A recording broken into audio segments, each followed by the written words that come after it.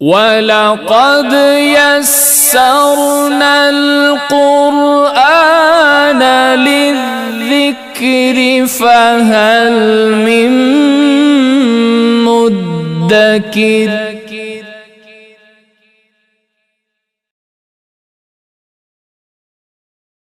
سورہ البقرہ کی اگلی آیت ہے آیت نمبر 37۔ آیت نمبر 37 کا ترجمہ ہے، پھر آدم نے اپنے رب سے کچھ کلمات سیکھ لیے تو اللہ نے اس کی توبہ قبول کی، بے شک وہی بہت توبہ قبول کرنے والا بڑا مہربان ہے۔ اب دیکھیے کہ جیسے کہ یہ ہوا کہ حضرت آدم علیہ السلام نے اس ممنوع شجر کا پھل کھا لیا اور اس کے بعد پھر جو ان کا سطر تھا وہ کھل گیا، یہ ان سے اجتہادی خطا ہوئی۔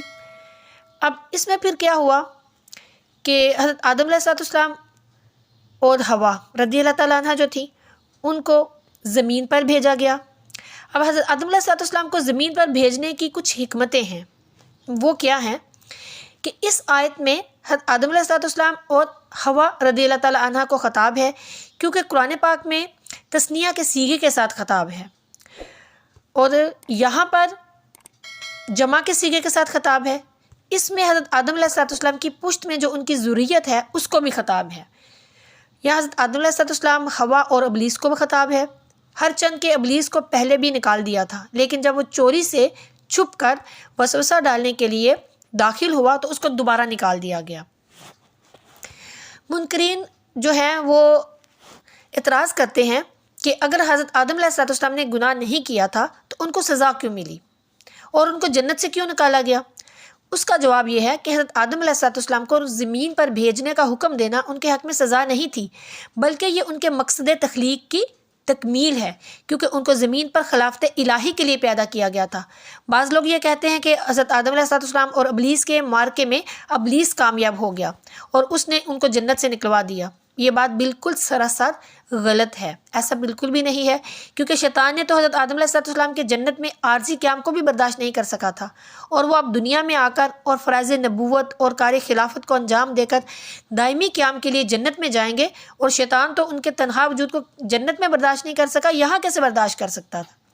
اور حضرت آدم علیہ السلام دنیا میں آنے کے بعد اپنی بے شمار ذریت کے ساتھ جنت میں جائیں گے، اور شیطان جو ہے وہ لعنتی ہو کر ہمیشہ ہمیشہ کے لیے جہنم میں جائے گا۔ اس لیے حضرت آدم علیہ السلام کا دنیا میں آنا ایک بہت بڑی کامیابی کا پیش خامہ تھا اور شیطان کی ناکامی اور نامرادی کا مقدمہ تھا۔ اس معرکے میں حضرت آدم علیہ السلام ہی کامیاب تھے اور ابلیس جو تھا وہ کامیاب نہیں، ناکام اور نامراد تھا۔ بعض لوگ یہ کہتے ہیں کہ حضرت آدم علیہ السلام شجر ممنوع سے نہ کھاتے تو ہم جنت میں ہی رہتے، ان کے شجر ممنوع سے کھانے کی وجہ سے ہمیں بھی جنت سے آنا پڑا۔ تو اس کا جواب یہ ہے کہ آپ کیسے جنت میں رہتے اور آپ کا کیا استحقاق تھا؟ جنت تو پاک لوگوں کی جگہ ہے۔ حضرت آدم علیہ السلام کی پشت میں پاک لوگ بھی تھے اور ناپاک لوگ بھی تھے۔ اللہ تعالیٰ نے حضرت آدم علیہ السلام کو دنیا میں بھیجا کہ اپنی پشت سے تمام ذریت کو نکال کر زمین پر چھوڑاؤ، پھر جو پاک لوگ ہوں گے وہ جنت میں چلے جائیں گے اور جو ناپاک ہوں گے ان کو دوزخ میں بھیج دیا جائے گا۔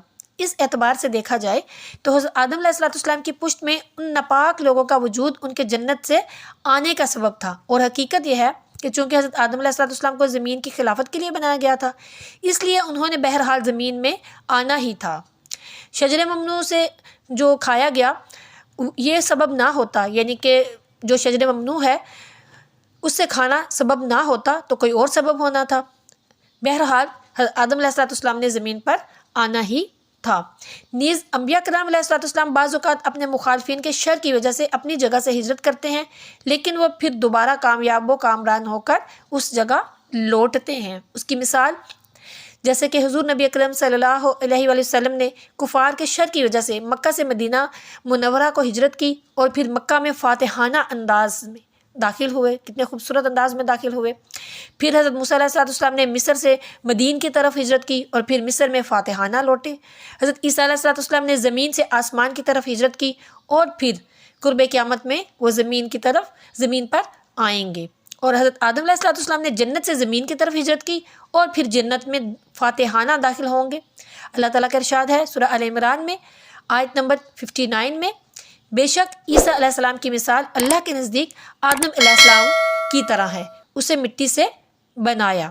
خلاصہ یہ ہے کہ حضرت آدم علیہ السلام کا زمین پر آنا متعدد حکمتوں کی وجہ سے ہے اور ان کی فضیلت کا موجب ہے، اس میں کوئی سزا والی بات نہیں۔ جو لوگ یہ کہتے ہیں کہ حضرت آدم علیہ السلام کو سزا کے طور پر زمین میں بھیجا گیا تو ایسا کچھ نہیں ہے۔ سورہ البقرہ کی آیت نمبر 36 میں فرمایا گیا کہ تو شیطان نے ان دونوں کو جنت سے لغزش دی، پس انہیں وہاں سے نکلوا دیا جہاں وہ رہتے تھے، اور ہم نے فرمایا تم نیچے اتر جاؤ، تم ایک دوسرے کے دشمن بنو گے اور تمہارے لیے ایک خاص وقت تک زمین میں ٹھکانہ اور زندگی گزارنے کا سامان ہے۔ یعنی کہ اب جیسے شیطان نے لغزش دی تو پھر ان کو وہاں سے نکلوا دیا، یعنی حضرت آدم علیہ السلام کو وہاں سے اللہ تعالیٰ نے حکم فرمایا، جب انہوں نے شجر ممنوع کھایا تو پھر اللہ تعالیٰ نے حکم فرمایا کہ تم نیچے اتر جاؤ، یعنی کہ زمین پر چلے جاؤ۔ اب جو زمین پر آئے تھے تو حضرت آدم علیہ السلام کے آسمانوں اور جنت میں ٹھہرنے کی مدت دنیاوی سالوں کے اعتبار سے 43 سال ہے، اور حضرت ابن عباس رضی اللہ تعالیٰ عنہ سے روایت ہے کہ یہ مدت 500 سال ہے۔ حضرت ابن عباس رضی اللہ تعالیٰ عنہ فرماتے ہیں کہ حضرت آدم علیہ السلام کو ہند میں اور حضرت حوا رضی اللہ تعالیٰ عنہ کو جدہ میں اتارا گیا۔ حضرت آدم علیہ السلام ان کی طلب میں گئے اور میدان عرفات میں دونوں کی ملاقات ہوئی، اور حضرت ابن عباس رضی اللہ تعالیٰ عنہ فرماتے ہیں کہ حضرت آدم علیہ السلام اور حضرت حوا رضی اللہ تعالیٰ عنہ جنت کی نعمتوں کے چلے جانے پر تقریباً 200 سال تک روتے رہے۔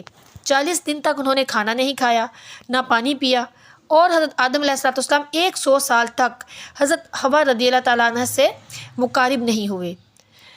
زمین پر آنے کے بعد اولاد آدم اور ابلیس اور اولاد آدم اور سانپ میں اس وقت سے دشمنی چلی آ رہی ہے۔